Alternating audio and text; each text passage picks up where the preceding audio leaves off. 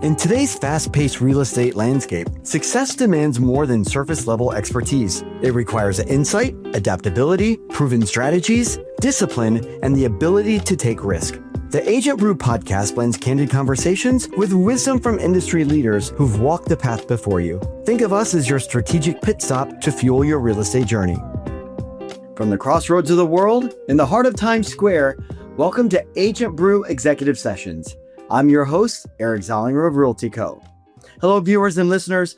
Welcome and thank you for tuning in as we bring you a special episode of Agent Brew Executive Sessions. This is a casual conversation with leaders of brokerages where they share their insights and strategy.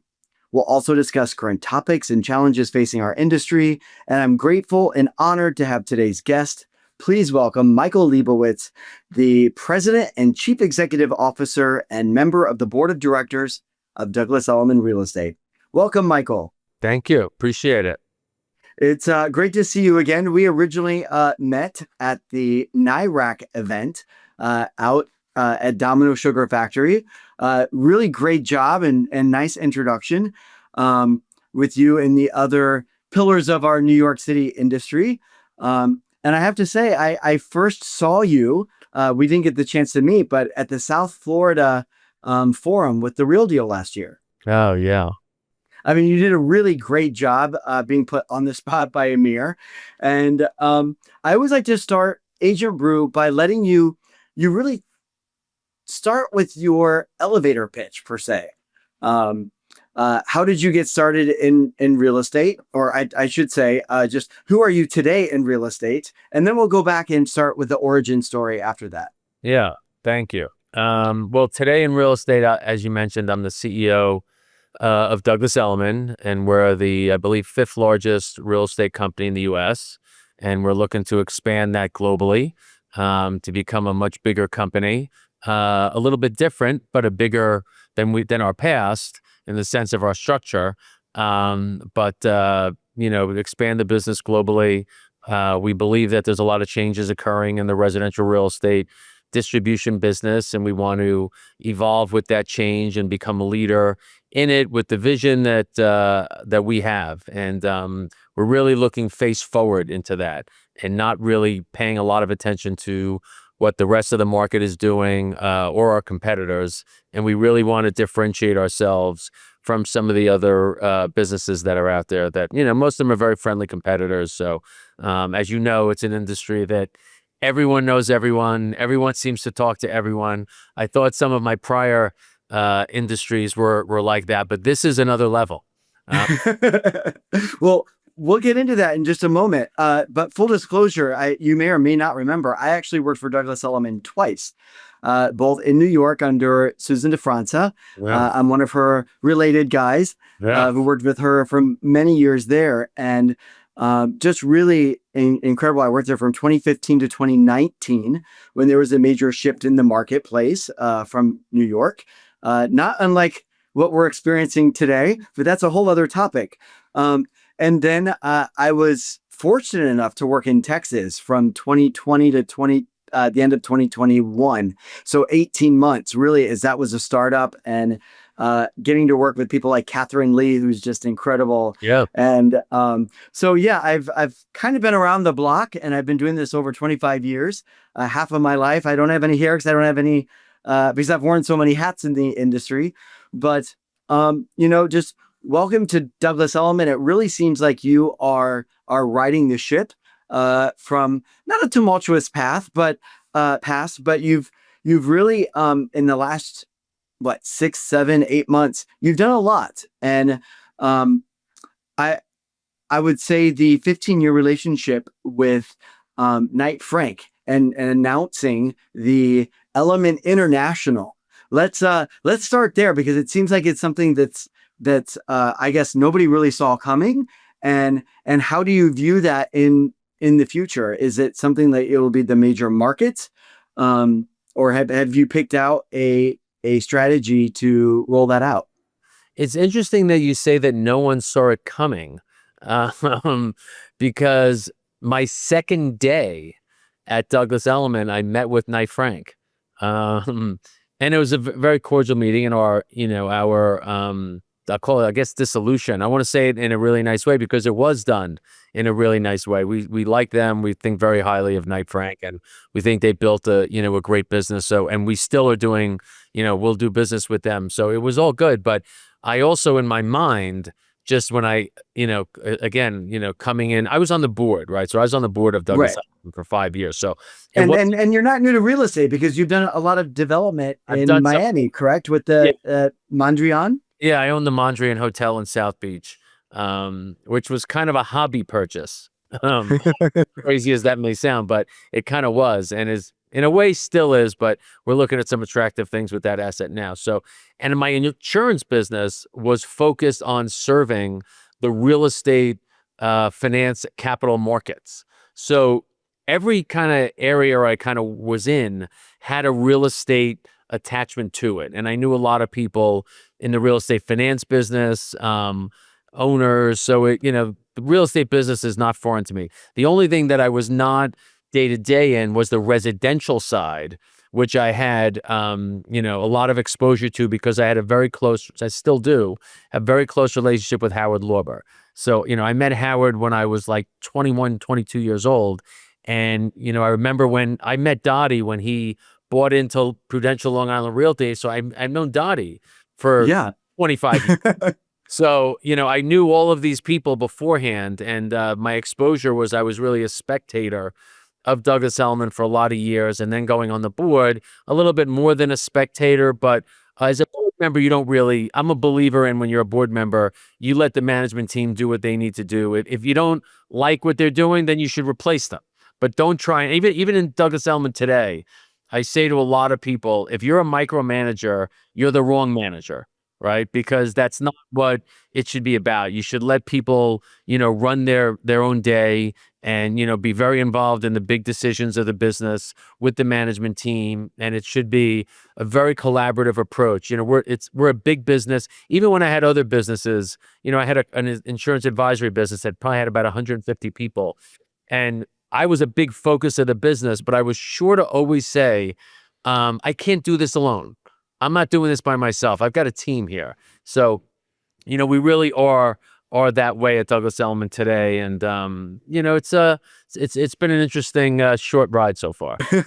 Well, let's settle it back. How did you tell us, where did you grow up, and your start into business? What was that? I believe you said insurance. And Yeah. then what led you to real estate? And then, early mentors in the business, I should say, in any professional business. Yeah. I grew up in Staten Island, so I was in, we'll call it, Staten Island actually is the city, even though people, that Right. live in New York, Manhattan don't really think it is, or they know it is. They don't want to think about it. But I lived there. I went to college when I was, I went away to college, at 18, and I never really moved back. My parents stayed there until probably 10 or 15 years ago. But that's where I grew up. I went to college out in Long Island, and I lived there and really never went back. I look back at Staten Island very fondly, especially some of the food, the greatest was in Staten Island and things like that. But I was really out of there, when I was, 18 years old. And then I started in the insurance business because I had an uncle that was in the life insurance business, and I didn't really, so I started, my first job was at Cigna, which was, they're not in that business anymore, but Yeah. they were also in the life insurance business then. But I didn't want to talk about death. I hated talking about death. Life insurance is like, you got to kind of go through, that whole thing. But it was a sales role. So I always started in sales roles. And then I literally got out of there 6 months in, started my own company. And then, really took it from there. And I started multiple businesses in my early 20s. And then when I was 29, I had met Leon Black and Mark Rowan from Apollo, and they were basically creating an insurance business called National Financial Partners. And myself and a few other guys took their businesses, put it together there. Apollo gave us $125 million to start this company, which was a lot more money then than it is today. Right. Yes, it's still kind of a lot of money today, but you couldn't do it on 125 million today. And we ended up, a bunch of us started that business, became very successful, went public in 2003. But during that time, I was doing a lot of other things as well. I was always pretty entrepreneurial. I've been on the board of some other public companies as well. Um, and a lot, like I said, a lot of what I did surrounded the real estate world. Obviously, living in New York is such a real estate centric place as well. And I was always fascinated by it. I was always fascinated by the people in it. I thought they were really interesting people. And I thought that's where the money was. So there's a lot of reasons why I always ended up attached to it. And where are you positioned now as far as how many cities do you live in? Well, I moved to Miami in 2011, and I've been there ever since. I'm in Aspen for the summer. I was in the Hamptons in the beginning of this summer to spend time with people there. One of my kids lives in New York City, so that was easy. My other son, I have two sons. One lives in Miami, and one lives in New York City. So I was in the Hamptons for a couple of weeks. Obviously, we've got Douglas Elliman has a big operation out there. Yeah. That was a good reason to spend time there and see some of our people. I'm in Aspen. We've got a lot of people in Aspen, even though I come to Aspen anyway. It wasn't because of Douglas Elliman. I was here last summer as well, and the summer before and before that. So, I'm kind of all over the place. I spend a lot of time in New York now because, I'm from there. Douglas Elliman is there. One of my kids is there.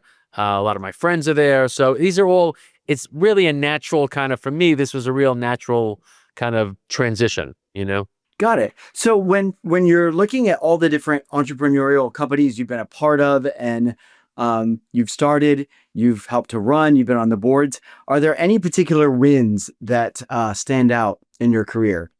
Yeah, I created an insurance consulting business from nothing. I was doing a favor for someone, and I turned it into a business serving real estate investment banks. I sold the business multiple times. Wow. Yeah, multiple times. I sold it. And what was the time period of this? Because there's been some tumultuous times in the 2000s. Yeah, I sold it the first time in 1999. I bought Okay. it back in 2009, right during the financial crisis. Then I brought in a minority partner, Stone Point Capital. It's a very prestigious private equity fund in 2016, and together with them, we sold it for the last time in 2018. And that business was just made a lot of money, did a lot for me. It was great owning it. It made a lot of money. All of the sales made a lot of money. It was good. When NFP went public, that was good too. Right. So that was another win. And then I had another business that was specialized in condos and co-ops in New York City that I bought for not a lot of money and sold it for, a really great, with, multiples and multiples of what I paid for in 2019. And then obviously I've invested, on my own personally, and I'm always looking for things. My son sent me an email this morning about some real estate that he found to buy, and he's going to look. He's really doing. I'm just kind of helping him out. I have nothing to do with Douglas Elliman. 100% of my time is spent on Douglas Elliman. This was basically, me kind of looking it over and saying, well, I think you got to go. He lives in New York and the property's in I think Fort Lauderdale. I'm like, you got to go see it. Right. That's basically what I told him. So on the flip side of the wins, any transformational losses that stand out that you'd like to discuss? You know what? I'm going to say this really happily or luckily, right? Because I like to be humble. I haven't had any. Really? Okay. No, I haven't. Listen, I bought stocks that have gone down. Right. We all have a lot of that. Right. I've made investments. I make a lot of investments in different types of businesses, venture and all that, that have failed. Obviously, that has happened. But I haven't had an operating business that I was involved in that I started or that I was on the board of that failed. No, I've not, luckily. It's funny. I bought my hotel. I bought that hotel 90 days before COVID. Okay. And oh, wow. Yeah, so we're sitting there, I buy this thing and COVID hits and, the governor made us shut the hotel down. The world looked like it was going to end. I literally owned this thing 90 days. And I'm like, all right, I was due. This is the one that I'm going to lose on. And then Miami became the hottest hotel market in the world, right? Ultimately. Right. So it ended up being, a good investment, but it felt it felt like a big loser for 6 months. So then, you talk about all your time now is with Douglas Elliman. Do you have any outside passions? In any sports or Yeah. what do you do when it's not focused on Douglas Elliman? Right now, it feels like nothing else is focused on other one.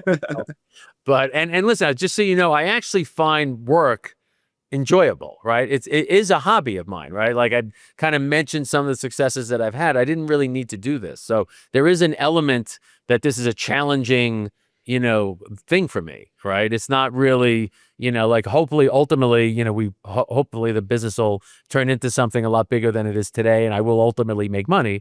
But my motivations is also the challenge aspect of it. I find it interesting. I think we're in the I think where there's a little bit of turmoil in an industry, there's usually an opportunity. But I love to play padel, which is a new sport. That's Miami. We actually sponsored the padel tournament for Reserve in Miami in January when I first came in. I love to do that. I have to admit, I've never heard of this sport. What is it? Oh wow, you'll Google it after. Yeah. Padel, and it's a racket sport. You play with a tennis ball. It's a doubles game. There are walls behind you. You'll look it up and you'll see. But it's one of the hottest things around. It's very big in Europe and around the world. And it hit Okay, me. so it's the next pickleball. It's much faster, more advanced, so to speak, game Okay. than pickleball. And there's walls behind you, and it's a great game. I actually played here in Aspen the other day, but when I'm in Miami, I try and play 5 or 6 days a week. It's an amazing workout. You play with your friends. It's very social. There's a lot of crap talking on the court, all that. And I used to be a runner. I used to be a runner that would run 4 or 5. There were moments where I would run 10 miles a day. And I stopped running when I started playing padel, not because I unfortunately don't have any issues. I just figured at some point, something in my body is going to not agree with this running the way I am. Those knees, yeah. And thank God I'm knocking wood. I never had any knee problems at all. But so I kind of stopped running, playing padel because I get my cardio there. And I like a lot of things. I'm interested in art. I'm interested in cards, the normal boats, the normal kind of things that people like to try and have fun with. Travel. I like to travel. So with that, I guess, where are you seeing some of the big challenges in the industry right now for your agents? Yeah. Listen, I think we're in a tough time. Well, actually, let me say this, right? I think everybody thinks the moment they're in,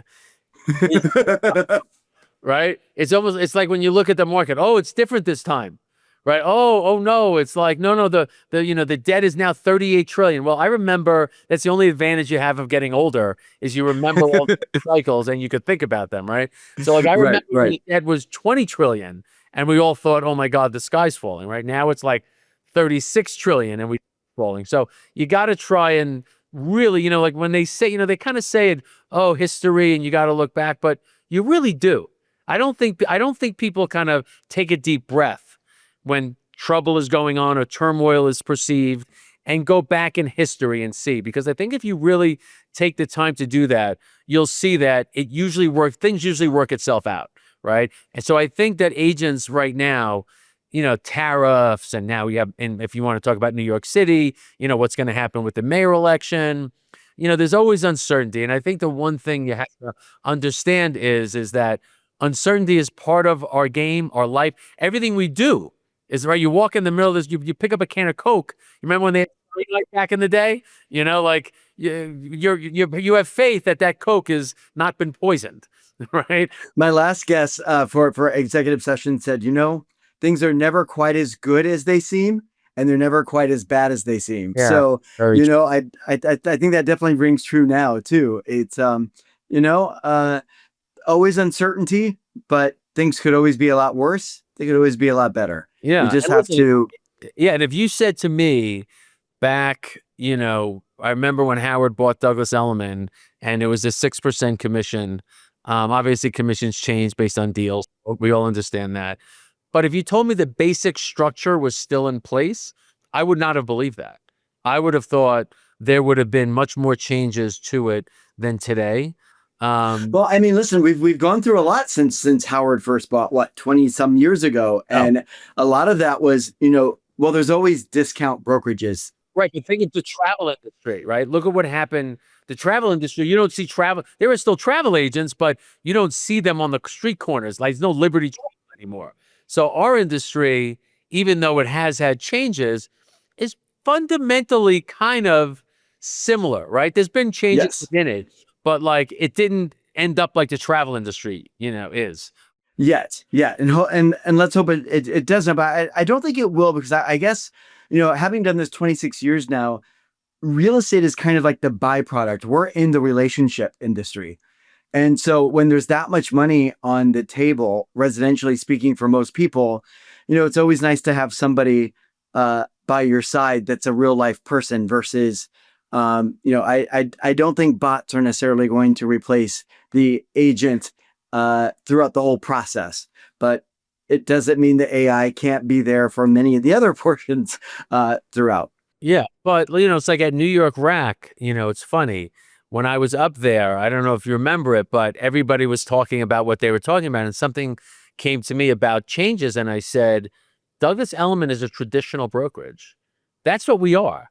We're not Hmm. trying to be a tech company, right? We're not trying to be Zillow, right? We're not trying to do that.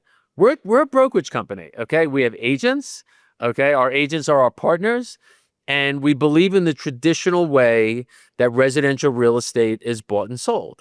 Now, in addition to that, we're obviously in our back office. We would like to make ourselves much more efficient, right? Our agent splits are higher than they've been in the past. Traditionally, agents want more from the company. And the advantage that the company has to do is use technology to make our cost of running our business to bring services to the agent in a more efficient and cheaper way, right? So that we can afford to be a company that survives, and makes money, right? A lot of my competitors and us have had challenges, turning a profit because of some of the changes in the business where, Well, and the margins are just so tight. well, you know what happened? We're really like and this is why like I actually believe me as an outsider in a way Hmm. really right to be a Douglas Elliman, okay? And if I wasn't, I would say so, right? If somebody else walked in Right. better, that's okay too. But I think I'm looking at this as an outsider coming in, and I don't have any emotional attachment or battle scars from competitors or people. Is that I'm coming in clean, right? I think what happened is that the split economics and agent economics have changed to the companies, and the companies haven't changed quick enough. And that's why you have the profit problem, right?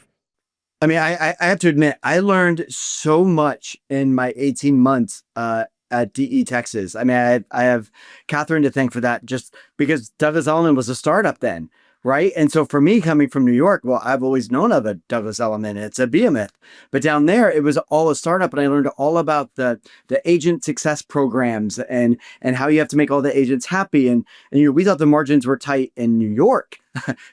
They're so much thinner in Texas, and it was just such an eye-opening experience to really see the industry in that nut and bolts way, because it is a business, right? I mean, obviously you have to make money, and how do you make it work?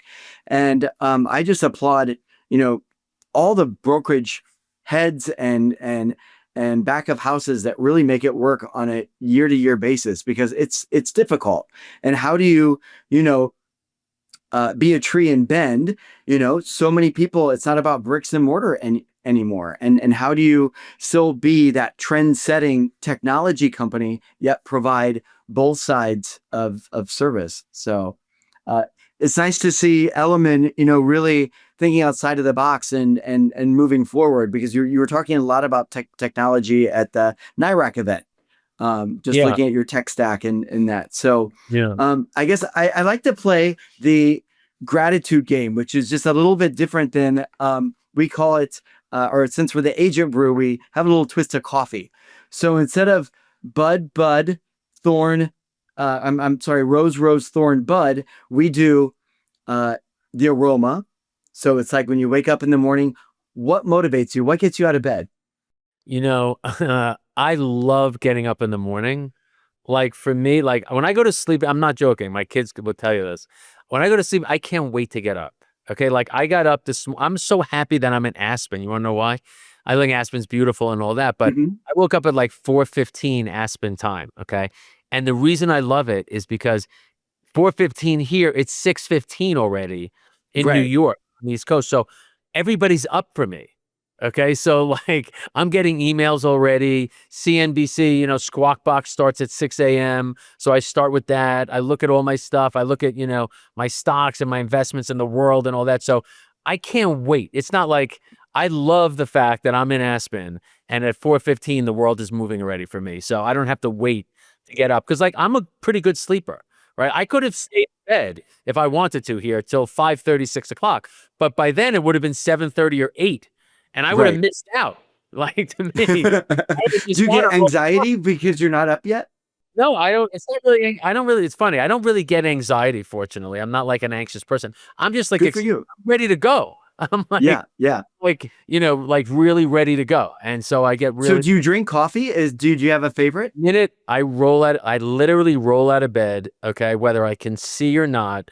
I go straight to the coffee machine, okay, and hit that button, and I'm drinking coffee at 4:15. Like a lot of people would wait, be like, all right, let me wait till 5 something. I don't want whatever. No, no. I go right in to the coffee minute I get up, first thing I do. And I love that time of the day. It's my favorite time of the day. There's just something so tranquil, so peaceful. The whole thing. Um, You want to talk about gratitude? You want to talk about gratitude? I'm a grateful person. Everybody should be thrilled. The first thing that happens to you, you wake up in the morning, right there, you're way ahead of the game, right?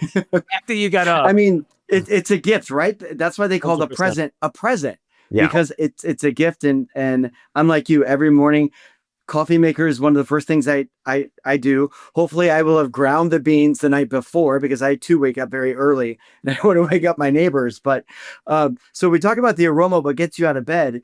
That first cup, that brew, kind of what sustains you. What would you say is your why?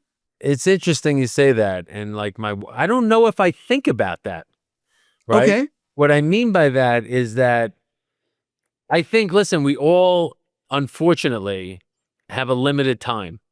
And, I think you should do as much as you can do in the time that you have, um, and enjoy yourself. Spoken like a true entrepreneur, right? Like there's never enough time. You've got to No, keep achieving.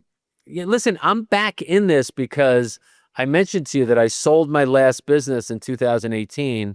I stayed with the company I sold it to for a few years. I wasn't supposed to. I was actually supposed to leave right away, and they needed me to be there for this business. So I stayed because I wanted to make sure the business, got to, where it's stable, whatever. So I actually stayed there for a couple of years when they let me pretty much do whatever I wanted to do. So I was entrepreneurial during that time as well, and it was a good situation. But then I created this family office. Actually, I think I did the family office before that, but um, I can't like even like Aspen for me. Like I'm here and I'm enjoying it, but I need constant action. Like I love Monday through Friday because the market's open, right? Like I love the weekends too. Don't get me wrong, I do. And like I do a lot of calls on the weekends. I speak to, a lot of people. When I really want to focus, I'll say, can we do Saturday or Sunday? I'm really mindful of other people's time. So I don't want to really kind of, like ask them. I don't want them to feel obligated to talk to me on a Saturday or a Sunday. But I have a lot more, clear ahead because I don't have inbounds coming all the time. But to me, I just love action. I used to, when I was a kid, I used to gamble. I used to go to, casinos and I would play football stuff. I mean, I don't do that anymore because it's not enough for me anymore, you know? But I love action. I love the action all the time. I'm always looking at my stock stuff. I kind of need it. It's not really like, it's just kind of what gets me going. So any frustrations, any obstacles right now that you're seeing, like that thorn in your side, or the coffee grinds that add frustration, or Well, I um, have frustrations in my job now, right? My job today. This is not an easy, being CEO of a big residential real estate firm is not easy. I will tell you, it's not easy. And there's a lot of claws out there. Okay. Really, I never experienced that, right? Like I've always, pretty much had a very easy, scenario. And here, between there's a lot of scrutiny, there's a lot of people, there's a lot of competitors. It's a hard job. It's hard. I mean, but It's some, hard to make everybody happy, right? Because you're in a very tough spot where, you have to have agent success, but at the same time, there's a finite amount of money. So yeah, it's it's an enormous amount of pressure. And I will tell you, I get it all the time from my family and people. Wow, I can't believe, you handle it so well and all that. And maybe I do. But I also think that it's important to be honest about it. And I think, I'm human just like everybody else, right? I mean, I'm used to winning all the time. Like I said, I didn't have whatever. And, this is a hard business, right? It's in a really changing environment.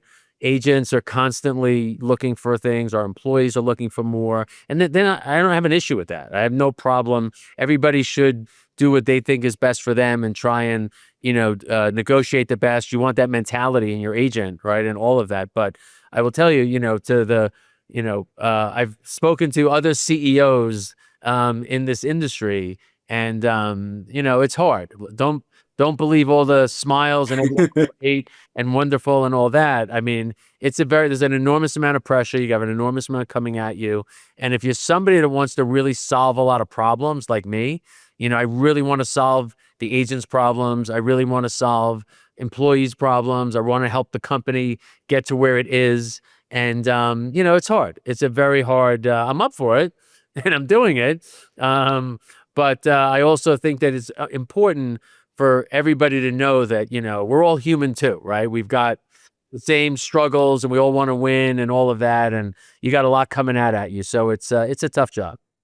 So then the fresh beans, the bud, what are you looking forward to besides Element International? What's the big thing? Yeah, like I said, for me, I'm 100% focused on Douglas Elliman. I mean, I'm probably trying to do too much. I'm like in the nooks and crannies of a lot of things, and we're still building out our executive team. We're still looking for a lot more people.